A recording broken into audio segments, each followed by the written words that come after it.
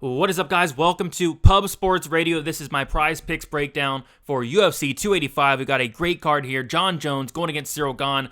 And yeah, lots of prize picks options this week, so really looking forward to talking about it. Before we get into it, if you guys can please leave a like on the video, subscribe here to Pub Sports Radio. That is much, much appreciated. I do appreciate all support week in and week out from you guys. Also, if you do want to sign up for prize picks, if you're new, be sure to check out prize picks and use promo code PUBSPORTS to sign up there. But I say we get into it here, and we're going to start with the significant strikes and what sticks out here. So, for significant strikes, the few that stuck out, so I'll go over probably my favorite one.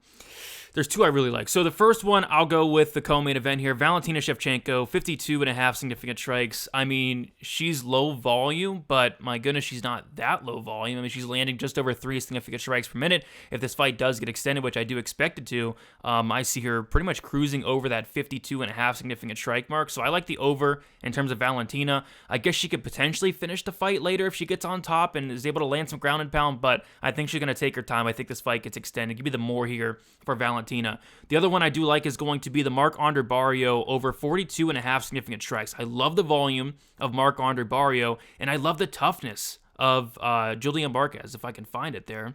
There it is. So 42.5 here. I like the over, the more for Marc-André. Marc-André is going out there, and he's landing, like 5.35 significant strikes per minute. Julian Marquez has no striking defense whatsoever. He has a chin, which is going to, help this over happen. But I think this fight does get extended. I actually think this fight maybe even goes the distance just because how tough both these guys are. So I like this more from Marc-André. And then the other one I don't love as much, but it's going to be the Farid Basharat over 63.5 significant strikes for the more there. I think he's the much better striker here than Basharat. I feel like he can use his defensive wrestling, his takedown defense, stuff the takedowns of Blackshear and keep this on the feet. And once it is on the feet, it's going to be Basharat all day. So I don't mind the more there, but I really do like the Marc-André more, and then also the Valentina more. Those are my two favorite spots in terms of the significant strikes. We'll go down to the fight time in minutes, and the couple that stuck out here, the first one is going to be, I don't know, the Bo Nickal one is interesting. So 4 minutes set for Bo Nickal. He's finished, all 3 of his wins have come like around a minute. I think a couple were under. I know his debut was like 38 seconds, something like that. One of the next 2 fights were just around a minute, right? So I think he finishes Jamie Pickett here within those first 2 minutes. Honestly, I think he takes him down and subs him early on. I think he has the power to knock out Jamie Pickett. We've seen Pickett finished multiple times. We saw Charles Byrd submit him. We saw Dawkins submit him. We saw Wright knock him out. Tuoluen knock him out. So I'll take the less for Bo Nickal here. I know it's crazy seeing a 4 minutes, and it's crazy going with less for that, but yeah, I really do think Bo Nickal finishes him early. Then I'm going to take some overs here. Again, Marc-André, 10 minutes. I like the more there, just due to the fact that both these guys are extremely tough. Marquez has been knocked out once, but it was against Gregory Rodriguez. And then Marc-André has been knocked out once, but it was against Chidi and Njokuani. I think both these guys are tough. I think this fight does go over and probably even the distance.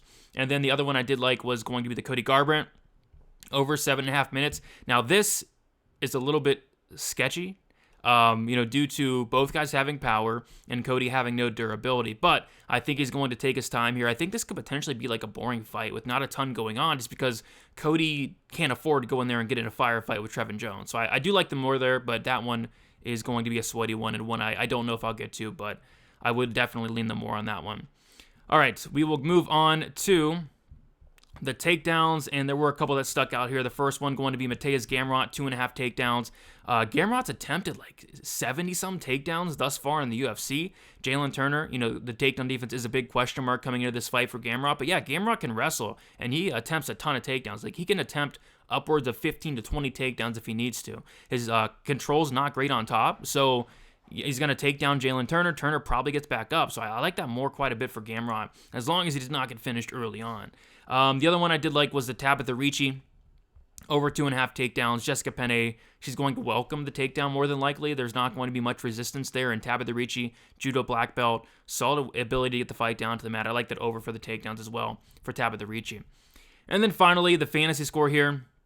And the few that stuck out here, the first one is going to be Amanda Ribas. I'm going that under 71.5, just because First of all, I think she loses the fight. I think it's a tough matchup for her against Viviane Araújo stylistically. And if she's to win this fight, I think it's like a split decision type fight. I don't see her taking down Viviane Araújo. I don't see her finishing Viviane Araújo. If she wins, it's going to be like a greasy split decision where Viviane has success early, she slows down, and Amanda Ribas kind of takes over late and wins a maybe controversial decision. But I actually think she loses the fight, so I'm taking the under for Amanda Ribas. And then the last one that did stick out was going to be the under on the Cody Garbrandt fantasy score. Said 80.5. Like I said, I think he takes it slow. I don't think he's going to go out there and starch Trevin Jones. Trevin Jones has around 20 fights. He's never been knocked out for what it's worth. And like I said, I don't think Cody at this point of his career can afford to go out there and get into a firefight with this guy. I think he slows it down big time, and I don't think there's going to be a ton going on in this fight. I actually think Cody can wrestle as well. Is another path to victory I expect him to take. So give me those the less on both Cody Garbrandt and Amanda Ribas. So those were the spots that stuck out to me. Let me know what you guys like down in the comments. But yeah, should be a fun prize pick slate. Lots of stuff sticking out this week. Hoping to make some money. Use promo code PubSports to sign up. Like the video, subscribe, and best of luck, guys, for UFC 285. Talk to you soon.